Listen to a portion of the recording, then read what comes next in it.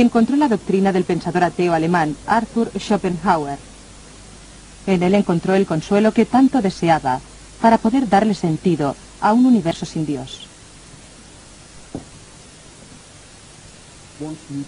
Una vez Nietzsche reconoce que ya no se puede creer en el benevolente Dios cristiano, es lógico que le atraiga la filosofía de Schopenhauer. La filosofía de Schopenhauer es pesimista por necesidad.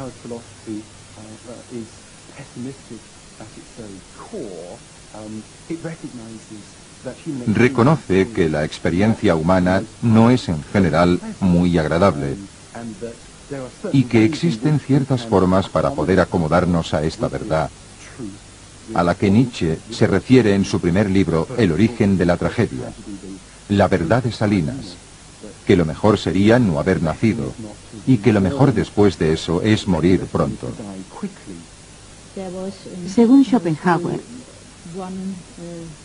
había una forma de escapar del sufrimiento, aunque solo fuera momentánea, y era por medio del arte. El arte jugaba un papel muy importante, sobre todo la música. Durante la experiencia musical se podía superar el sufrimiento terrenal durante unos momentos.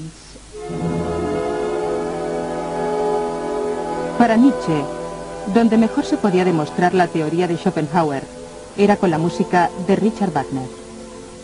Nietzsche vio 3 veces su ópera Tristán e Isolda. Se identificaba con el sufrimiento de los protagonistas y le conmovía la estática experiencia de la representación. Wagner se convirtió en la figura del sustituto del padre para Nietzsche, quien en 1870 lo visitaba frecuentemente en su casa de Tribschen, en el lago Lucerna.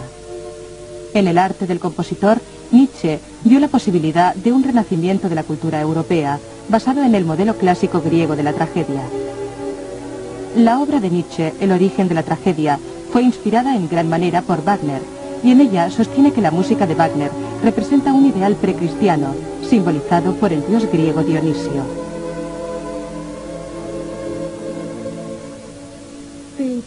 La cultura dionisíaca era salvajemente enérgica, salvajemente musical. Nietzsche siempre la relacionaba con el baile, como efectivamente lo estuvo históricamente. Estaba también relacionada con la embriaguez, la intoxicación, los excesos, la alegría y la absoluta insensibilidad a la tristeza, el dolor y la tragedia.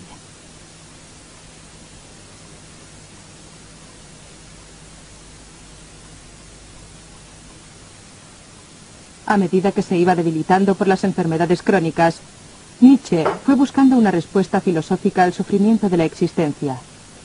Nació con una seria miopía y siempre había sido un niño enfermizo. Durante la guerra franco-prusiana contrajo disentería y difteria mientras servía de ayudante médico, y se cree que contrajo la sífilis en un burdel en su época de estudiante. A la edad de 30 años, Nietzsche era un inválido parcial.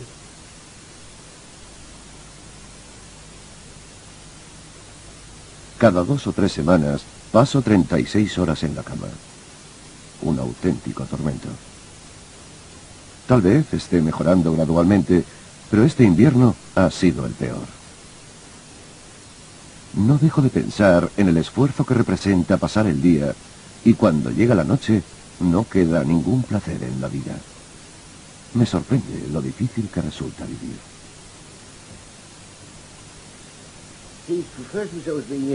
Se refiere a sí mismo como un enfermo, pero nunca explica la enfermedad que padece. Podría tratarse de algo relacionado con la época, 1880, ya que si un hombre hubiera confesado que padecía sífilis, lo más seguro es que no se hubiesen publicado sus obras.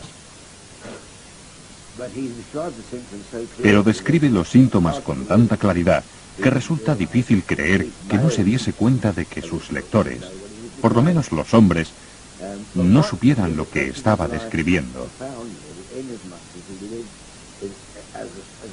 Pero eso afectó profundamente su vida, dado que vivía como un inválido muchos días del año, por lo que había muchas cosas que no podía hacer. La enfermedad de Nietzsche iba a ser un punto decisivo en su vida, tanto física como filosóficamente. En 1876, en la inauguración del Gran Teatro de la Ópera de Wagner de Bayreuth, Nietzsche se marchó al terminar el primer acto de El Anillo de los Nibelungos, aquejado de una misteriosa enfermedad. Su relación con Wagner había sufrido tensiones debido a las objeciones de Nietzsche al creciente nacionalismo del compositor. Abandonar el teatro a media representación fue el colmo.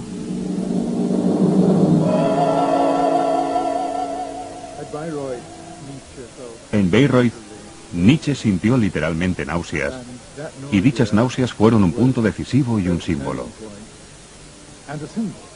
Evidentemente, un símbolo físico que expresaba un estado psicológico. No podía soportar la falsedad del entusiasmo, la reverencia que Wagner imponía y con la que disfrutaba. Le daba náuseas. Tenía que marcharse. La rotura con Wagner era inevitable. No podía decir, lo siento mucho, maestro, no me encontraba bien. Wagner no perdonaba algo así.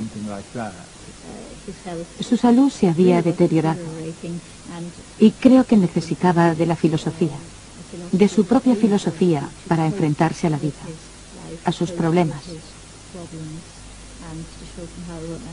Y la salida de Schopenhauer y Wagner, la salida momentánea de la música,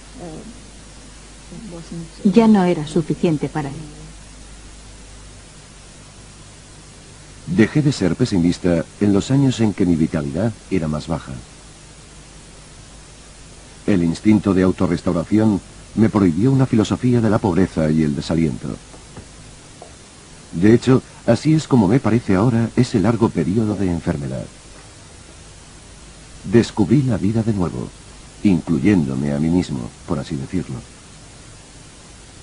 Dediqué mi voluntad a la salud, a la vida, a una filosofía, a la voluntad de poder. En algún lugar dice, vosotros mismos sois esa voluntad de poder. Y creo que, en último término, Nietzsche pensó que la tarea era cuestión de autodominio, es decir, de adquirir una especie de conocimiento de sí mismo que no fuera meramente intelectual o abstracto, porque para Nietzsche todo conocimiento tiene sus raíces en el cuerpo. Por lo que para él, el autodominio implica adquirir tantos conocimientos como sea posible sobre el cuerpo humano, del cuerpo de uno mismo, de su fisiología y de su psicología. Creía que una de las grandes influencias del cristianismo había sido desterrar el cuerpo de la cultura.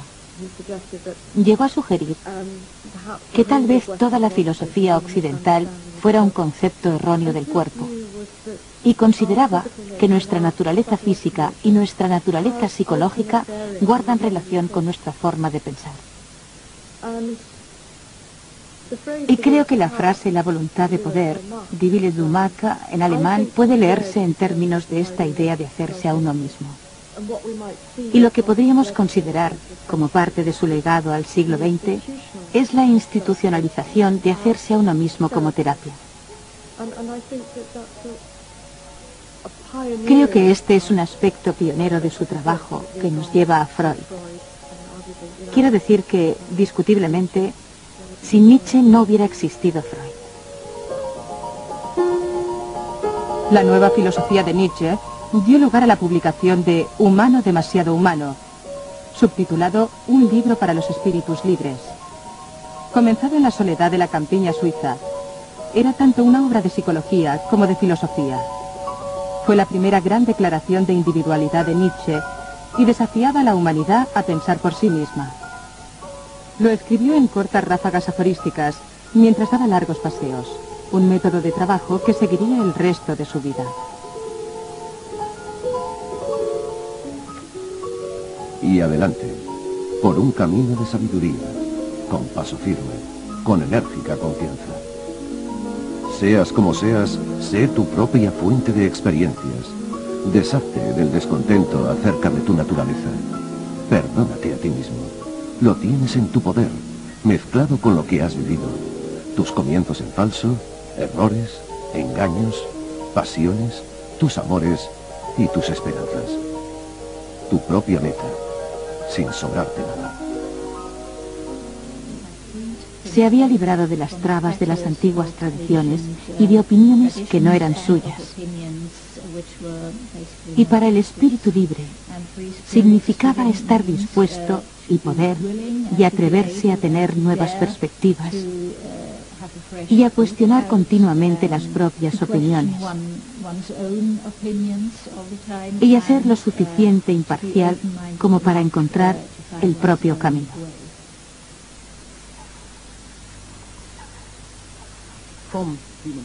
En efecto, desde humano demasiado humano, Nietzsche se destierra a sí mismo a la soledad. Es muy consciente de que el libro es muy polémico y de que al publicarlo, en 1878, se está aislando de muchos de sus amigos. El mismo Wagner vio el libro como una prueba de la inestabilidad mental de Nietzsche, por lo que éste se encontró cada vez más aislado.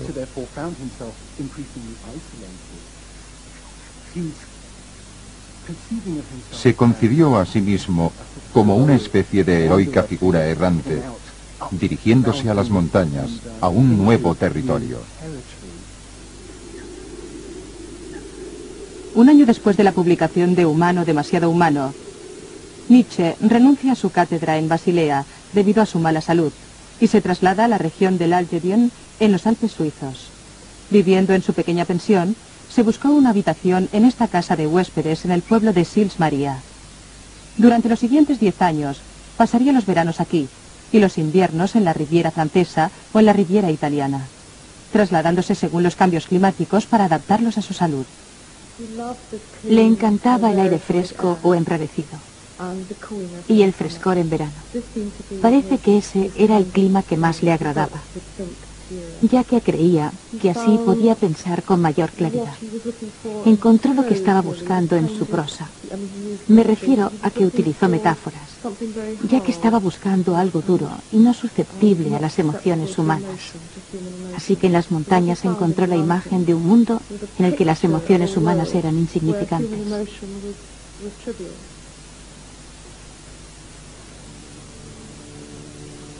La filosofía, tal como yo la entiendo y he sentido hasta ahora, significa vivir voluntariamente entre el hielo y las altas montañas, buscando todo lo extraño y cuestionable que exista. Todo lo prohibido por la moralidad hasta ahora. El hielo está cerca. La soledad es tremenda. Pero ¿con qué sinceridad se ven las cosas bajo la luz? ¿Con qué libertad puede uno respirar? ¿Cuánto de lo que se siente yace debajo de uno mismo?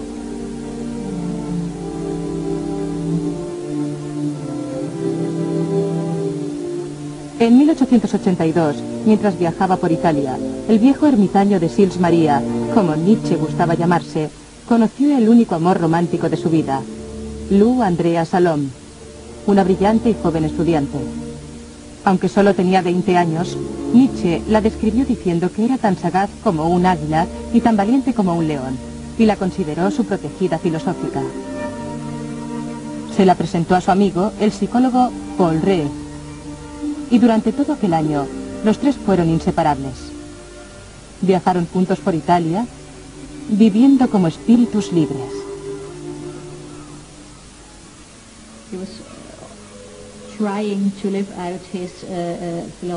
Intentaba vivir su filosofía con unos compañeros. Y durante esas vacaciones aquí, en Italia, comentaba la idea de fundar una comunidad filosófica, casi religiosa, en un viejo monasterio o algo parecido. Era una de sus fantasías.